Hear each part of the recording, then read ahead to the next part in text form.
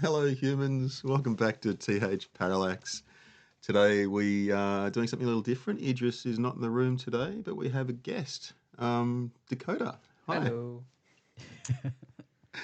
And of course, myself, Reuben, and Cipher as your Hello. hosts. So all the way down from central Victoria today, Dakota. Yep. How was your trip? Interesting. Interesting. How so? Bad drivers. Yeah. Which is saying something. You're super young. You've only had your license for a short amount of time. Yeah. That's a good sign that you're already identifying bad drivers. I had them identified.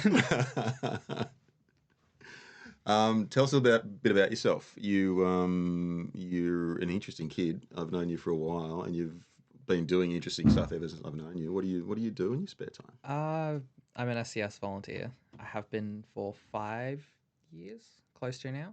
Yeah, cool. I drum. I've been doing that for 8 years ish, Awesome. and I make ice cream for a living. Yeah, nice. The emergency services. Tell us about what got you into that. I turned an age. I can't remember. 13, I think. As we do. Yeah. And my sister was like, "You should join the CFA or SES because you need something to do, and fire's scary." Yeah. So I did the one without fire. Yeah, okay. And so, can you give us an example of what volunteering for the SES looks like? Like, what happens when you're young and volunteer at that sort of age? Well, you What's start asked off of you? as a junior, and you get given a pager, and it goes off for like the actual emergencies. You can't go to them. The SES are really smart and don't let you go to anything that could introduce you to like trauma or Right. any traumatic events. So you mainly cut trees and push them around.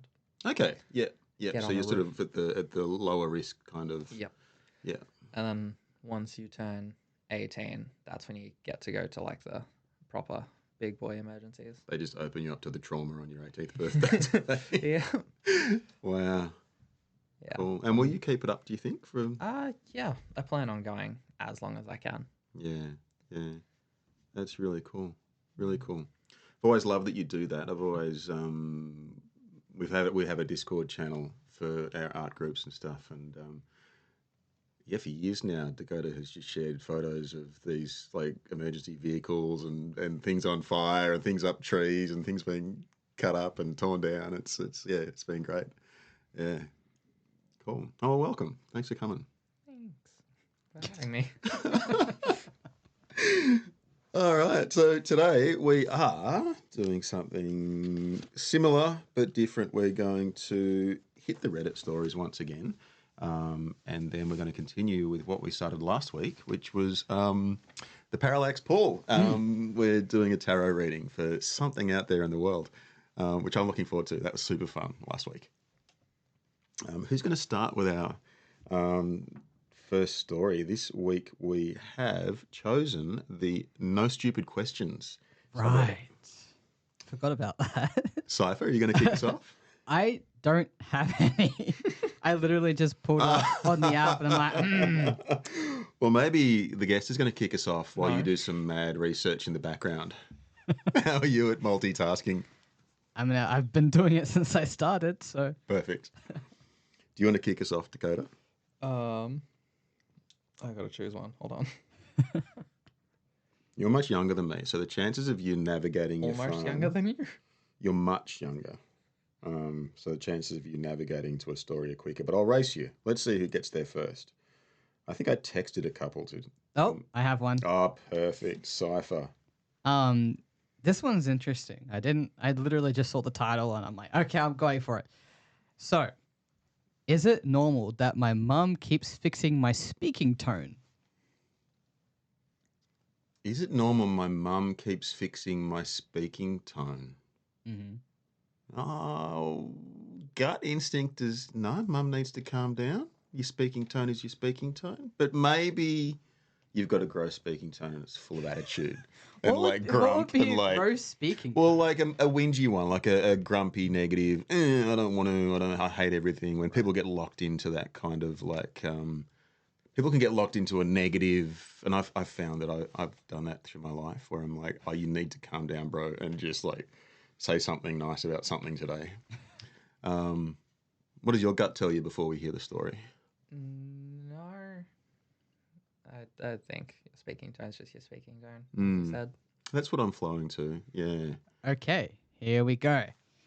It's been going on for years, but now that I'm 18, I just hate it so much. Just earlier today, this was written 15 hours ago. Oh, recent. Yep. Perfect. I was eating lunch and my mum called me to the living room. She asked me how many days of school I'll have. I said in a normal, neutral voice, I have 5 days of school. She then immediately proceeded to mirror what I said by saying, 5 days of school, Mum, in a really soft and sing-songy voice.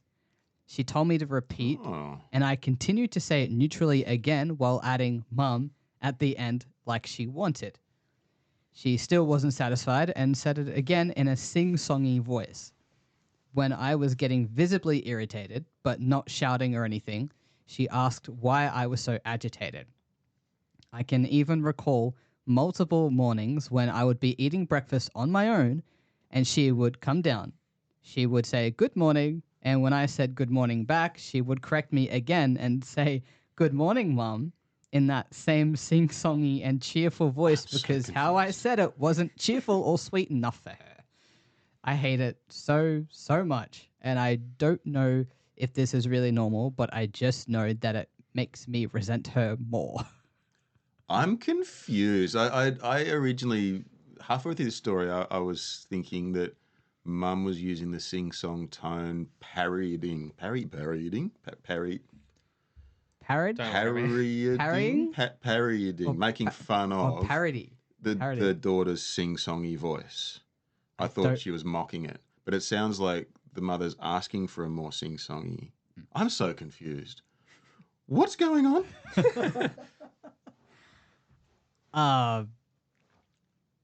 From what I'm gathering, they're just talking in a normal tone. Voice, and it sounds like Mum would like them to be a little more sing-songy and sweet, and they're not sing-songy and sweet enough. They're a bit okay. That's what it's looking like. I thought originally she was mocking the kid of like making fun of the sing-songy voice that the kid already had. Okay, all right, I'm with you.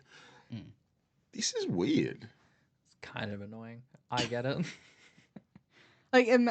You know how in school when the teacher would be like, "Good morning, class," and you'd be like, "Good morning." Oh my god! Can I go to the toilet? I don't know. Can't. I've unlocked something. It sounds it sounds like that, and that sounds very annoying.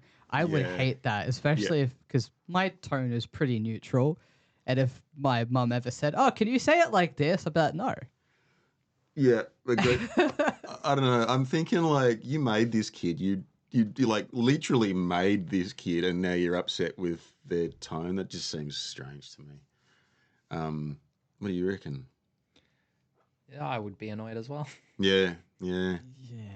It's a hard one because I want to hear the tone without hearing the tone of this kid. Because it might just be like... It might be the most grating thing in the world. You just don't know. It might just be like your tone if you're talking, Oh, I don't know. I'd be pretty annoyed if I had to live with myself. Yeah. Without any more information, I think I'm going there's no question here. We're not overreacting. There's no am I the asshole? I can't declare an asshole, can I? No. Oh, bugger. It's just this is a question. Without hearing more information and hearing a recording of these people, I think the mother's being weird and has an issue. And it might be with something completely different. She might have a bug from something else that happened weeks ago, and this is her way of expressing annoyance. And it's got nothing to do with the tone. Yeah. Yeah. A lot of comments are siding with the OP, saying, "Yeah, that's a bit weird." Yeah. Like, why the fuck is your mum correcting you on your tone? Like, I don't assume the tone is snarky or... Did you just do the 6-7? No. I saw something in my profile. I'm like, what did you just do? That accusation. I know, right? Dude. Don't accuse me of such atrocity. Okay, good. Wow. Okay, we cleared that out of the... What are you looking at? She's done it last week. Acting like she's never done it. Oh, I love it. I love it. Side comment from the audience member. Yeah, no, the mum, that's a bit weird. Yeah, I don't like it. definitely. Far out. Who's next? You. Me. Okay. Ah, Well, this is good because I'm on 3% battery, which is right on brand for me. So let's get one out before You didn't have one that printed out? before it disappears. No, I had last week's printed out, but this week's not so much. That is a Google on how to make a bank deposit. That's not what I'm after. Okay, let's go straight into this. I chose this one because it's a bit. I didn't pick what the. Can you tell I'm killing time on my phone loads up? I didn't pick the comments at all. I was completely confused until I read the comments. So we'll see how you guys go. Why do people seem to hate sitting or standing next to me? That's the question. Does the OP smell or something? That was my first thought. Was who needs a fresh stick of links? Links, really? Whatever. show your age sometimes. Any guesses? Why do people seem to hate sitting or standing next to me? I'm just going to assume the person stinks. Yeah, okay. Smelly. I'm going with smell. Smell as well. All right. Let's get into it. Pretty much every time I sit on the bus, nobody wants to take the seat next to me. Even if the entire bus is full and every other seat is taken, the seat next to me is almost always empty. I usually don't think too much about it, but lately it's been kind of bothering me. Yesterday at the gym, I got on the treadmill for my warm-up and the person next to me, who's been on their machine for less than a minute, moved away, which made me really think. A bit about me. I'm in my late 20s. I'm a person of colour. I'm 6 foot tall. I'm not overweight. I consider myself to be in good physical shape. I love this. My girlfriend and my friends assure me that I do not smell bad. I put on deodorant every single day before I go out, and I also shower once, sometimes twice a day. Sometimes I wear perfume, but never too much. Usually just 1 or 2 sprays on the arms. I don't want to toot my own horn, but I don't consider myself ugly. Although I don't consider myself a Chad either, in brackets. So what could it be? I mean, if you don't smell, Hmm. and it shouldn't matter what shape your physique is. No, it shouldn't. Is it the vibe? The vibe? That's interesting. What do you think? I don't know. I'm socially awkward. I don't sit next to people either. Yeah. I will stand on a train. Yeah, me If too. there's only like one seat next to people. Yeah, I don't like sitting next to strangers. I feel like I'm being rude to them. I feel like it's yeah. I mean, on public transport, I don't like anyone sitting next to me, so that's a blessing if no one sits next to you. Oh yeah. Yeah, absolutely. Absolutely. Yeah, I but- wouldn't be complaining. I mean, I'd be questioning, same as this guy, but not complaining. So I went for smell as well. I was like, yeah, 100%. This guy stinks. This is a stinky boy. And then I read the 6 foot and person of colour, and I thought it could be a race issue. Well, probably in America, this could be a race thing. That's 6 foot isn't huge, but it's big, and people are weird. But overwhelmingly, the comments are about RBF. Do we know what RBF is? And it's not racial-based fear. Oh. It's resting bitch face. There are 300, 400 comments from people saying they have exactly the same problem on public transport, and it took them years to realise, often through friends or through finding photos or footage of themselves, that they have resting bitch face and that they're greasing everyone off without them knowing. So, I mean, is that a bad thing? well, not necessarily. I'm thinking I might adopt it. I think I might start practicing my RBF. There's like, you know, being a neurodivergent, possibly person, and very socially anxious, smiling all the time is exhausting. So if my face is neutral and it, scares people off, good. Absolutely. Leave me alone. Yeah. And I've definitely experienced people and colleagues, especially when they're not friends, they're colleagues, and you have to sort of work quite closely with them who have RBF, now that I know that term. And I've been really intimidated by them because they're scary, and I think I've upset them when they're fine and perfectly happy. So I thought that one was interesting. Yeah. Yeah, right. Okay, Dakota. I chose this because it's interesting. Yeah, cool. I don't That's know. That's how to do it. There's no rhyme or reason. That's perfect. Why don't serial killers join the army? Wait. Oh, that's My assumption would be that they do, and that's why they're not on the list, because they got their serial killing out of their system in the army. Wouldn't that be how it works? I don't know. People are complicated. Why don't serial killers join the army? I feel like this is a question that's based on a whole lot of assumption. Cipher, what do you think? Such a random one. That is an interesting question. I would love some Great. context. Yeah. Let's get stuck in. I know there's a lot more to being a soldier, and I mean absolutely no disrespect. But if you knew that you wanted to kill, wouldn't you join the army? Well, yeah. But I think joining the army means that there's rules and regulations, right? Right? Right? Any more? That's it. Is that it? That's it? You chose a the full one-liner. Oh.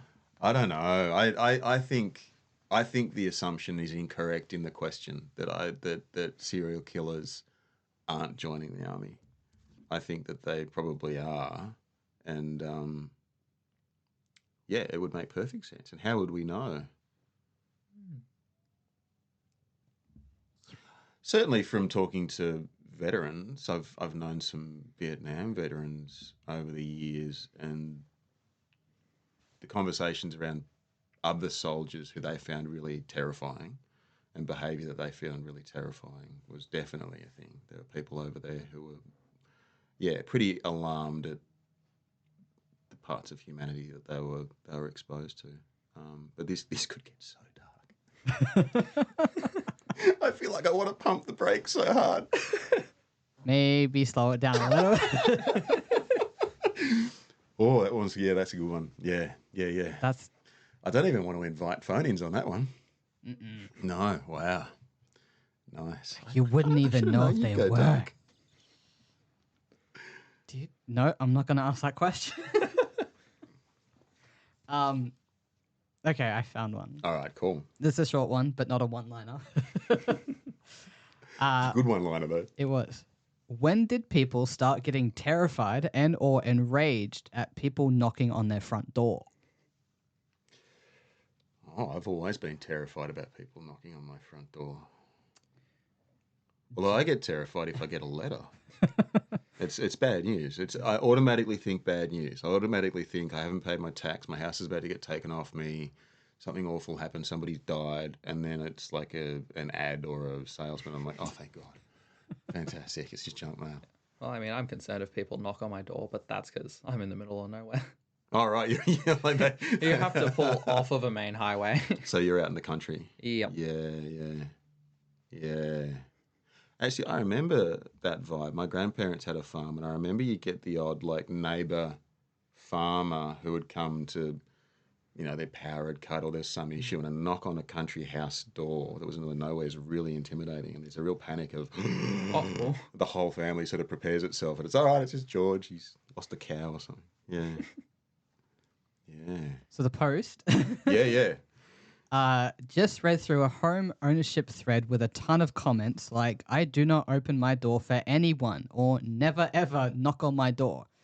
Was it always the case that people are so violently against having their door knocked on? Is this a new development? I'm pretty young, so I'm not sure if this was normal, if this was a normal feeling years ago. Well, I mean, I'm the only old guy here, so is this a question for me? I mean, if I hear a knock on my door, I'm like, who the fuck is there? Yeah. I get pretty freaked out. Yeah, I think it's always been a thing. I mean, it's always been a. I mean, there are different kinds of people too. Like I'm a phone answerer. I cannot let a phone ring, so I answer every spam call that comes through to confirm that it's absolutely spam before I hang up. But my partner will not answer any phone calls that she can't identify. And I think a lot of people are like that with the house as well. My curiosity and sense of responsibility will override my fear, but the fear is definitely there. But I think it's always been there. I think it's been there for generations. It's probably just heightened now because there's less and less of it because we can contact each other and text and we can check in on each other so readily, so easily. We shouldn't have to knock on each other's doors quite as much. So it would be more unusual now. But I think the fear response has always been there. A good amount of comments are saying that whenever they heard a knock at the door, it was because of Mormon missionaries.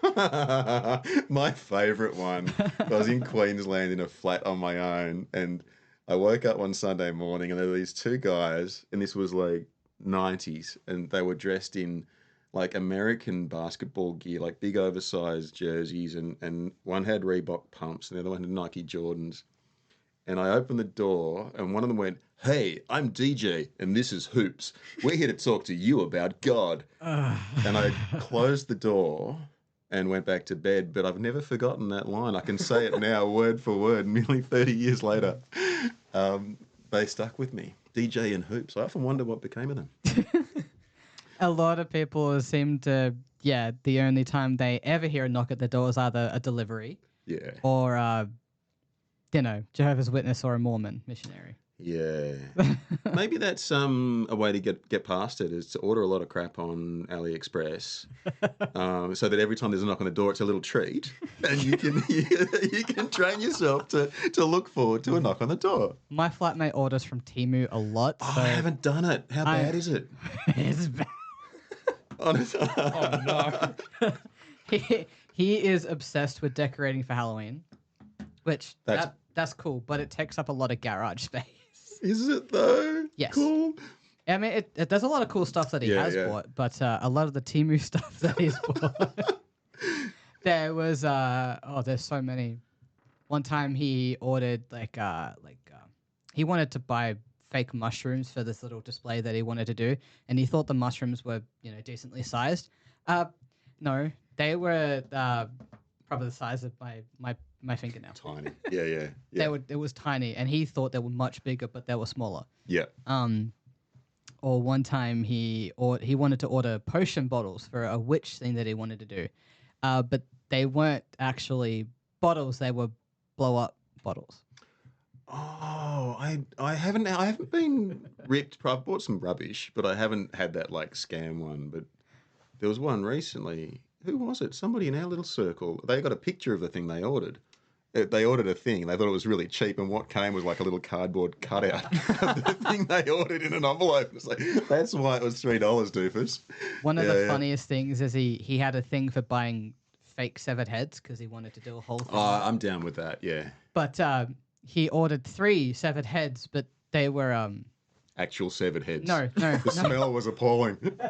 No, they were flags with a picture of the severed. Yeah, you got to be really careful. They were huge. You got to scroll through all the photos. He doesn't do that. He just looks at it, adds it into his cart, and then. So how bad is he with Halloween? Does he get the full motion sensor thing that pops out of the coffin and scares you, or is it more of a decoration only thing? There's a lot of animatronics that are censored. Yeah. A lot. He wants to build more props, but probably he wants to build more props. Yeah, cool. But a lot of the newer animatronics that he has bought, they are censored. So you walk in front of them or you make too much sound, it will go off. Yeah. The block of units, we decorate the whole driveway. You're living in a unit and you're doing this. That's hilarious. Yep. We're gonna read out a Reddit story from one of your neighbours about this. I might actually start posting. My ex-housemate used to do this. Yeah, my neighbours won't calm down with the Halloween stuff. How do I make them stop? He won't stop. I've been letting their car tyres down. Am I the asshole? Yeah, You'll be late that episode. the garage is completely stacked Yeah, with yeah. Halloween stuff. That's awesome. He can't even park his motorbike in the garage. Yeah, right. That's how much I stuff. suppose the motorcycle cool sort of makes up for the Halloween tag, doesn't it? Yeah, yeah. Far out. Yeah. So who's next? Are we clockwise-ing? We are. Yes. You're right. Dakota. Yeah, you're yeah. up. And then we're going to hold see if on. my 1% battery makes it through. Okay. Is it problematic or weird to talk to AI about emotional problems? Ah, nice one. Don't trust AI with that stuff. Yeah. It is weird, but I'll hear you out. Just read the rest of the post. Oh no. Hi all. The question is self-explanatory. I had issues with my insurance and had to quit seeing my therapist, who I really connect with. Since then, life has been getting really rough and isolating. Meaning, I currently don't have a lot of people to talk to. Sometimes big health issues build up. I have the urge to talk to someone. So I started using ChatGPT with a few specific personal issues to get another perspective or verifiably. Verifiably? I got a point. Effective solutions. I don't know the dark implications of AI, and I am aware of the rightful, in brackets, social pushback. So I am hesitant to do this. I've only used it occasionally for organizational purposes and schoolwork. But damn, is it a good listener? Well, it's a perfect listener. Brick Wall's a good listener. I've got opinions, Uh-oh. but I think we should hear from you first, Cipher. Why me first? Because I think I'm gonna be more we controversial. have had a chat about AI. I'm not before. brave enough to say my drop my opinion scrunchie. just yet. So I just need to you talk for a second. But what do you think? Personally, I wouldn't use AI for emotional support. Yeah. They're. I'm not gonna. I can't go down the whole rabbit hole of why I think this is bad. Yeah. But it's not a human. It's just data, and it's learning from what you're saying. So it's gonna tell you what you want to hear. Definitely. It's not gonna tell you what you need to hear, because you can. How some, if not all, chatbots work, you give it a prompt, it gives you a response, and then you say, "Oh yeah, you're right," but also this, and then it adjusts its response to fit what you want to hear. There was a whole thing about it last year when someone was asking ChatGPT about their therapist. But there was a whole thing on TikTok. It's very affirming. It can Very be. affirming. It yeah. can be, and yeah, it's scary. We don't want And to. you hear a lot about like right-wing bigots being affirmed. And, Exactly. And I find that interesting because I've used it in the last 12 months as a work tool, and I wouldn't have been able to do the work that I've managed to get done without it. And I've had to be really careful about how to use it. Like it's really helpful as a research tool and like a sort of grunt work in the background tool. As soon as you let it write for you, the game's over. You'd be amazed who is letting this stuff write for them. You've got lawyers and all sorts of people who really should not be doing this, using it. But what annoyed me about it, like I'd use it as a research tool on the side. It's one of the windows open, and it would affirm me. Like I'd ask it a question. I'd say, "Could you tell me? Could you give me a list of all the organisations in Victoria that have a fleet of cars and an inclusion policy and an inclusions department?" And it would go and give me a list. Amazing. That'd take me weeks, and it's like a time saver. And then at the bottom, it would say, "You're doing a really good job, Reuben. You're such an interesting person, and you're doing such amazing work, and keep it up. You're so fantastic." And it would pat me on the shoulder, and I started. It started working. I started like getting these little warm fuzzies from this like basic, like really obvious affirmation. And at the same time, I was also in therapy for the first time as an adult, and I'm really aware that I'm interested in psychology, and I can see what they're doing. And I'm like, I know this is a script. This is a bit of a trick. This isn't me this isn't me being special. This is something you tell all your patients, but it still works. It still makes me feel better, and it still really helps. So I found that really interesting. I haven't used it for support. What I have used it for, which I found really, really fascinating and really, really helpful, was I had to run through an email negotiation with somebody, and it was a really high stakes. It was really, really high stakes, and it was really important that the person I was writing to was not triggered, didn't misread what the intent of the email was. It was it was the most high stakes conversation I've ever been in.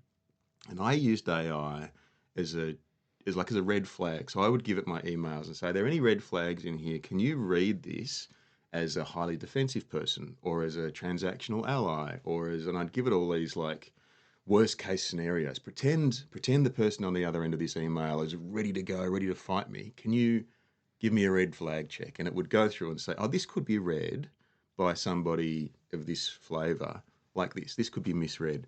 And it would help me clean it up and polish it. And it did it really, really well. And it was really effective. And the email conversation went really well. The negotiations went really well, because I was able to pick out all of those triggers. And it did it fabulously. So while it's not asking it for emotional support, but it's sort of getting there. It's sort of getting into like humanity and how we interact with each other. And the only other thing I would say about AI is like an old guy who remembers that Photoshop was going to take all artists' work away in the 90s. Photoshop was going to end art as we knew it. I've seen this sort of tech-based fear a dozen times, and in retrospect, it's always ridiculous. It's always like, how could we ever have been scared of Photoshop? And how could we ever have been scared of colour television? You know, like it happens again and again and again. So I'm a little less nervous, because I've just sort of been around a while, and, you know, every few years the world's going to explode because of one of these things, and it hasn't so far. And the other point is gone, because I've also been around long enough that I can't keep information in my head for more than 30 seconds. So the other point has absolutely gone. So I'm going to shut up. How do you feel about AI as the other end of this spectrum of just out of school, it's been introduced to you through education, and you've got these mixed messages of, here is a tool that you are going to rely on, learn it, and the other half of the population screaming at you that it's dirty and gross and you should avoid it? I'm chill with AI. I think we're becoming too reliant on it though, because one of our new SOPs have almost been entirely written by AI, and it got up to state when our unit controller pulled it out and went, this doesn't work, because it told us to be underneath anything we're lifting. That's a big no-no. Explain SOP. Standard operating procedures. Right. So we have SOPs for everything we do. Yeah, of course. We can vary off them a little bit, but like something that's been drilled into me from day one is, if we're lifting something, it can't go more than a fingertips higher than the nearest support beam. So like if we're cribbing bits of wood, and never stick part of your body underneath there. And one of these new SOPs was like, get under the bars, stack some blocks up. It's like, don't. Really? Don't do that. And it went all the way up the chain before it got caught. Yep. Yeah, that's pretty scary at that level, isn't it? Wow. So a lot of people don't have the what's the word? The critical thinking skills when using AI. Like you can use AI to assist in whatever you want to do, but always fact check it. Yeah. Like always fact check it. People people don't do that. Like a lot of people don't do that. Like, oh, far out. When I was trying to do a podcast a few years ago with a friend, and she was using ChatGPT to ask for some topics of interest that we can talk about, which it helped definitely. But I found myself fact checking during the recording session just to make sure everything was correct. Yeah. Yeah. Yeah. And if we didn't do that, we would have screwed up half of the recording. Yeah. Because what the information that it was telling us, most of it was true, yes, but they were coming from different sources. And a lot of things have different sources. One thing might be an opinion, one thing might be fact. Yeah, and it doesn't know what's what, No. does it? I've heard horror stories of. I believe in America, a lawyer went into a case having prepared a whole bunch of. You know how they cite other cases. So he went in with like, as in this case and this case and this case, we're going to make this argument. And AI had pulled fictional cases from like a detective show from 7 years ago, and none of them were real. And the judge picked it, and he got in a lot of trouble. My old brain's back with a question. So this is a question, and it's not. This is not my opinion, but a question. So in Australia, we have a huge mental health care shortage, and we have a population of especially young people who are isolated anyway. And even if they wanted to reach out to a psychologist, they wouldn't be able to, because it would mean accessing transport that they're not. And even the online sort of over the phone mental health care isn't available to everyone. So if we're imagining that most isolated young person who doesn't have access to anything is really high risk, and an AI conversation or a conversation with ChatGPT did help alleviate anxiety and potentially minimize risk, is that a bad thing? It's difficult Isn't to it? answer. Yeah. Like, I've seen videos where people go into AI psychosis because Oh, I haven't seen that. say they might be in the middle of nowhere and they have no resources and they don't know who to reach out to. Then they think, oh, I'm going to ask ChatGPT for help. Mm-hmm. And some people that might not have any other knowledge, they rely solely on ChatGPT. While it might help temporarily, when they do eventually get to reach out to someone and they're told something completely different. And then they might be stuck in that thought that, oh shit, ChatGPT told me this, you're wrong. You're like, especially young people, they're more susceptible to what ChatGPT spills out. So it's that unfiltered access to Yes. just randomness that's a problem. Yeah. Yes. Yeah, And because of all the maybe it's the age of the tech that is the problem. Maybe we're in a particularly dangerous, yucky stage of something that might evolve to be something very useful and interesting. It's who it's run by. Yeah, well, that's a problem because nothing's ever good. It's always going to be run by the billionaires. And how it's programmed. Yeah, Because of all the cases online that people are falling for ChatGPT is grand hysteria. Didn't think I was going to use that word. Here we are. They've had to change the code so ChatGPT isn't as warm and comforting as it used to be. Right, it's more clinical and logical and whatever. And the code, they're pulling resources from other places now. So it does feel a bit more legit, but anyone who uses it in a vulnerable state is more susceptible, no matter how old you are. If you're vulnerable and you're sharing these details with ChatGPT, that's on the internet now. Yeah. And then if someone else with the same problem or similar problem asks the exact same question, ChatGPT is going to pull out references from a conversation they had with someone else. It's one big server. At least when the robots take over and AI has sentience and we're all their slave, they'll be asking us how we feel about it. So that's a positive. But AI psychosis is a real and scary thing. Yeah. But if you're going to use it, tread carefully. I think so too. And I for OP, I don't think they're particularly doing anything wrong or have made a terrible choice or a bad person for giving it a go. I mean, we find help wherever we can. It's like any software, use it carefully. Yeah. Don't give it too much information. Whatever you do, don't load yourself up with guilt, OP. Exactly. Yeah. That was a long-winded. That was a big one. AI is a big thing. Is your phone gonna survive? Well, look, we're sitting at 2%, so I think. How do we go up one? So this is a good one. Denied proposal. Uh-oh. What next?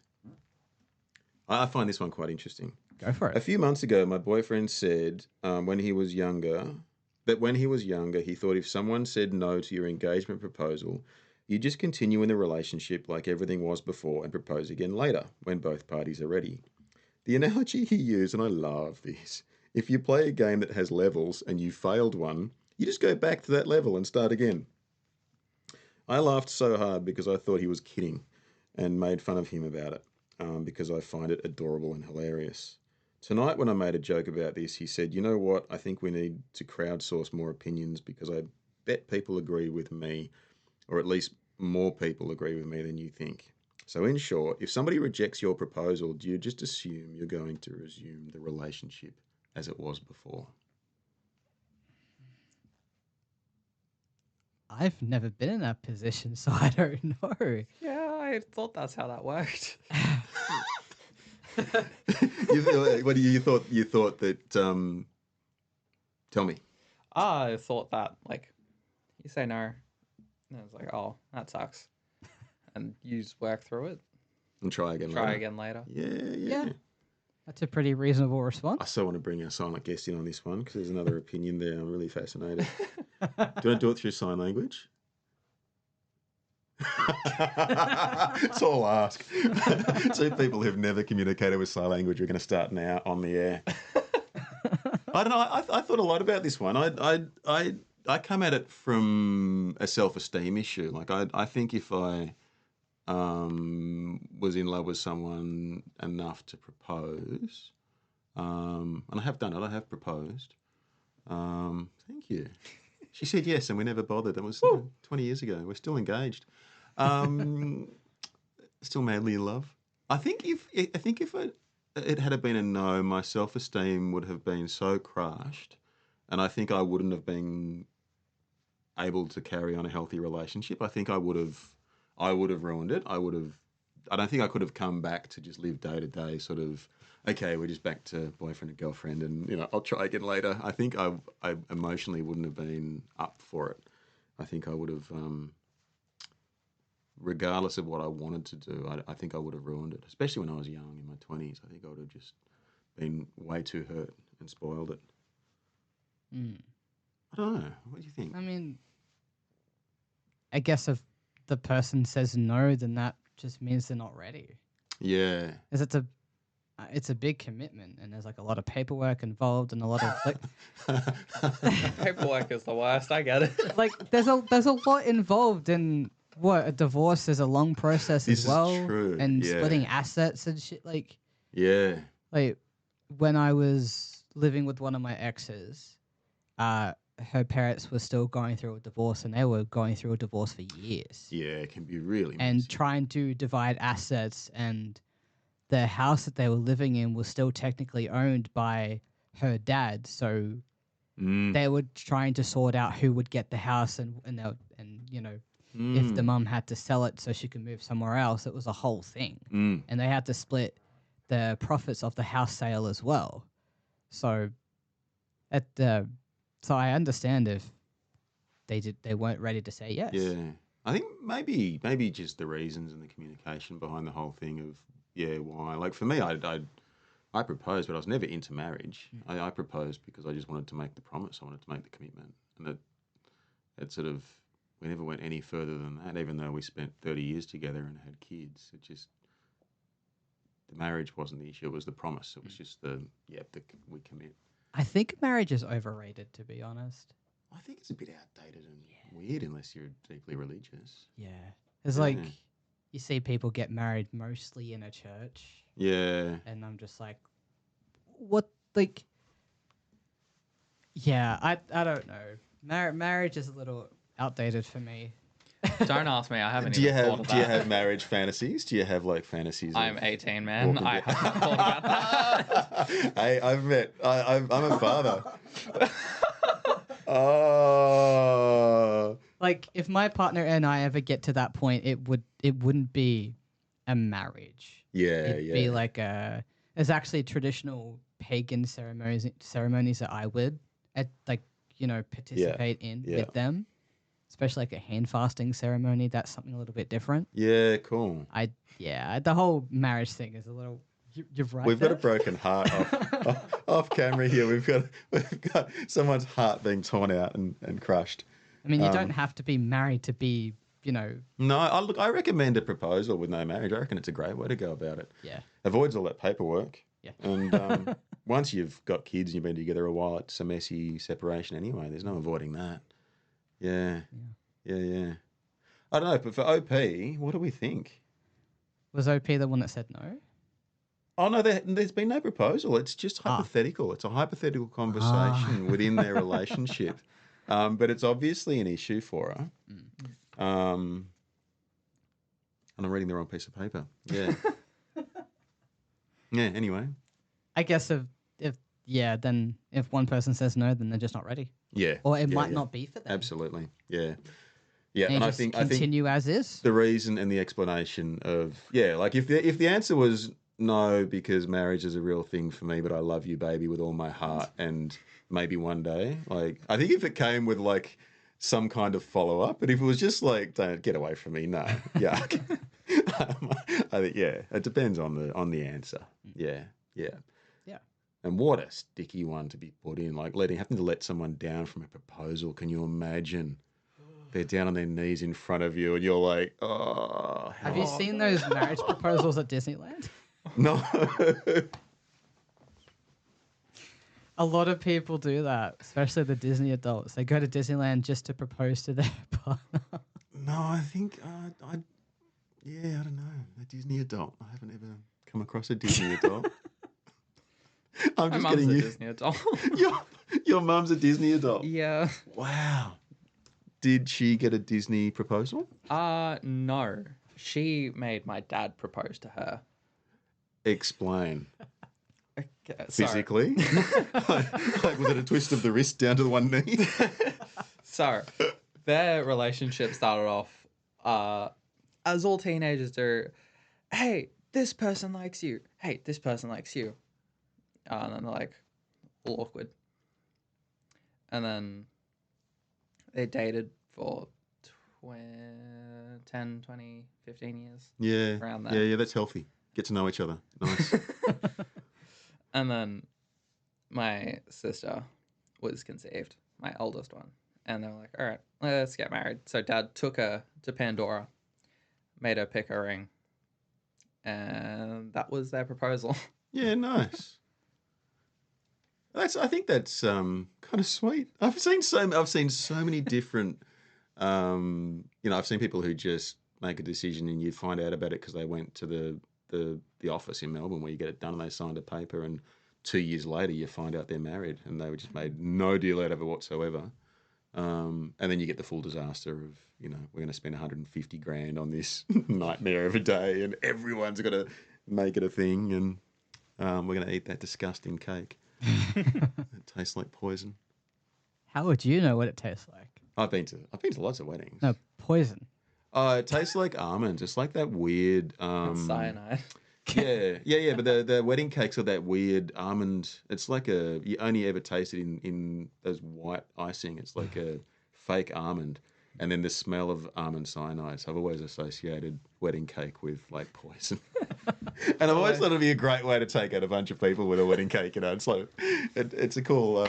It'd be a cool play. Yeah, I'd do that before I joined the army, I suppose. I think that's it for the story. All right, so we're going to move on to the parallax pool. We are. Fantastic.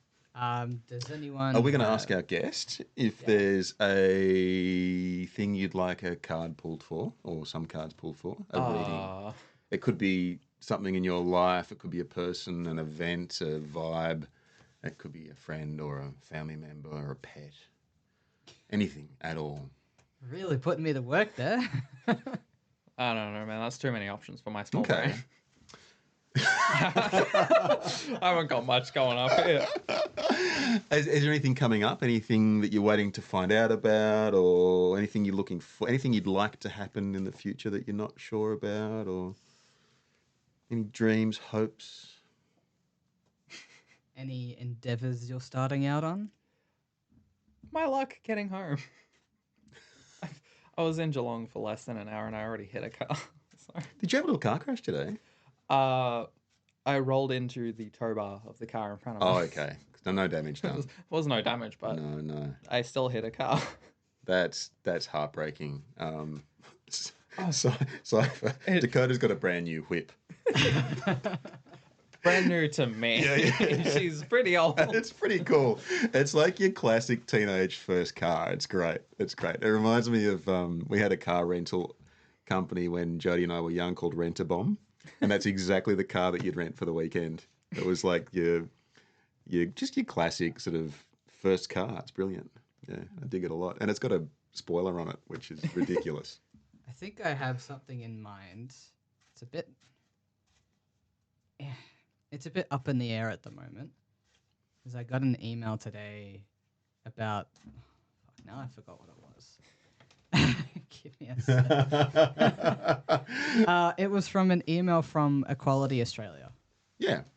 And mostly just saying that the commentary targeting our communities and stories of attacks against us and bills that would weaken our protections, which is kind of heavy to read on a Saturday morning. Oh, it's on brand though. We've got that stuff coming at us all over the place. We've got that shit coming at us in Central Vic. Yes. Now. So yeah, I hell guess yeah. I want to ask anything out there, whoever's listening, whatever's listening, is are we gonna be okay? Yeah, I think that's a good question. Are things gonna step in our, step up to our defense and keep us protected? And I've got a question for you. yes. So when I think that everything's going backwards, and when I get frustrated and I think, shit, we're going backwards, we're getting worse, some of the older mentors in my life remind me that when we are making forward progress, the bigots get loud. And that's when it feels like we're going backwards, because we can hear them jumping up and down and carrying on and screaming. So especially one reminds me that when they're making a fuss and when they're loud and we can see them, it means we're winning. And it doesn't look like it, but we're making forward progress. So my question is, it doesn't look like it right now, but are we still making forward progress? That is a good question. That's Oh no. I did not expect to see that one. I mean, it's not a bad one. I'll read the description. I love it when a tarot reading says, it's not a bad one. I love that. Oh no. This one's interesting because it's saying it's. What is it? What's it So called? this one is the 9 of charisma. The 9 of charisma. Yeah. It So doesn't this one sound bad. is the capability to come out of survival mode Okay. and enjoy the abundance and sufficiency that we do have. Appreciate the good. So in this instance, every time the bigots get louder, we just keep pushing. Mm. But because of how targeted our community is, we are stuck in survival mode. We have Yeah. to be to keep ourselves Of course you do. protected. Yeah. But with this card getting pulled up, I feel that we are heading in the right direction. Even though we get pushed back a lot, but we keep pushing forward, and it's constant back and forth. But a lot of people in our community are done being in survival mode. They don't want to be stuck in survival mode anymore. So it's appreciating the little wins that we do get. I think that's a big deal. I dig it. Yeah. So it might look rough, but we're still pushing forward. I like that a lot. Yeah. Is that a 1-card read? I mean, if you want clarity. Give us a clarity card. Reuben, what have you done? I've just ruined it for everybody. We would have been fine if I hadn't have said that. The Page of Charisma. Is that the second charisma card? Yes. Wow. It's not rare but it's interesting when that happens. Okay. So yeah, this one is pretty much just facing it and not being scared of it. Like, when... Easier said than done, isn't it? Yes. Like, you see a door opening in front of you. You don't know where the door's leading. Do you go in, or do you go get some support and then go? Like, do you go it alone, or do you have backup? Interesting. Safety in numbers. Yeah. But whatever's on the other side of the door, you'll get through. We'll get through. I think so. I honestly think that, yeah, I think, I mean, the tragedy, I think, is that we'll probably be stepping out as it gets really good. I think it's probably another generation or two before it's like feeling proper, like we're on the right path and things are much better than they are worse. But we will definitely see positive change, and shit will be easier for especially your generation. You've got another 70 years in you, so you'll see amazing change. I'm not going to see a little bit. You'll see quite a lot. But yeah. It's just slower than I would like, and it's so hard because you can't just run around and knock heads and make people see sense. It's a slow, boring education process. Yeah. The thing with our community is we are tough. Oh my We're God! very tough. I have never known such resilience in anyone. I mean, it's all the bullshit and bravado that my mates carried on about. Like in the we carry on about being such big men, and turns out the strongest people I have ever met are the exact opposite. They're really interesting, lovely, generous, kind people in the queer community who, amazingly, aren't running around flexing their muscles and trying to, I don't know, kick each other. Yeah. Despite your occasional sort of preference to choose violence. Hey, as work has taught me very recently, violence is most likely the answer. I've got to work on that with you. I mean, sometimes violence is the answer. Yeah. I feel like as a responsible adult, I have to say something, but I've got nothing. I think we're going to wrap it up there. Absolutely. Thank you all for listening again. Hope you enjoyed the chaos. Thanks for coming, Dakota. No worries. This is our very first guest. Yeah, it is. And we'll see you next... Oh. We're not used to having guests because we talk over you. Yeah. Yes. That was the clunkiest ending ever, Yes, wasn't it it? Yeah, but that's okay. That's... Until next time. Later, humans. See ya.